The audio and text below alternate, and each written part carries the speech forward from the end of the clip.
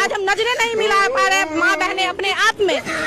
अच्छा, काहे गाली दिया है? कौन गाली दिया है? कौन गाली? कोई गाली दिया है ना मोदी के? हाँ, कौन दिया है गाली? राहुल के काहे गाली दिया है? राहुल यादव गाली दिया। कौन किसको गाली दिया है?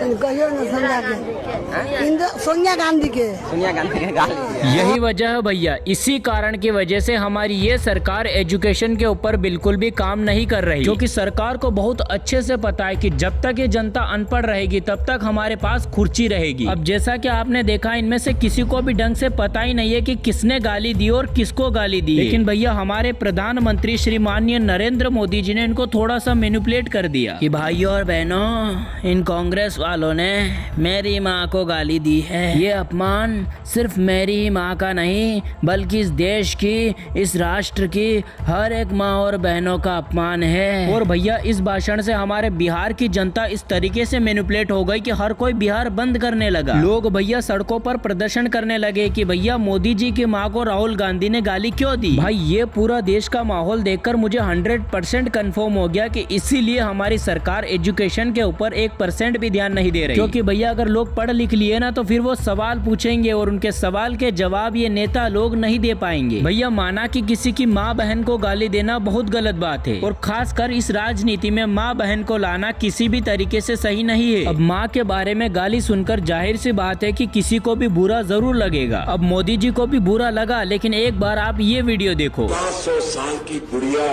देश का भला कर सकती है। ये 125 साल की बुढ़िया नौजवानों का भाग्य बना सकती है। भाइयों बहनों बता दीजिए, इस देश में कभी किसी ने 50 करोड़ की गर्लफ्रेंड देखी है? अब यहाँ पर देखो भैया, मोदी जी भी राहुल गांधी की माँ के बारे में बहुत बुरे बुरे अपशब्द बोल रहे हैं। अब किसी ने मोदी जी की माँ को गाली दी है, ये गलत है, लेकिन क्या ये गलत नहीं है कि मोदी जी राहुल गांधी की माँ के बारे में अपशब्द बोल रहे हैं? खैर बाकी आप लोगों के क्या विचार है, थोड़ा सोच विचार के कमेंट जरूर करना।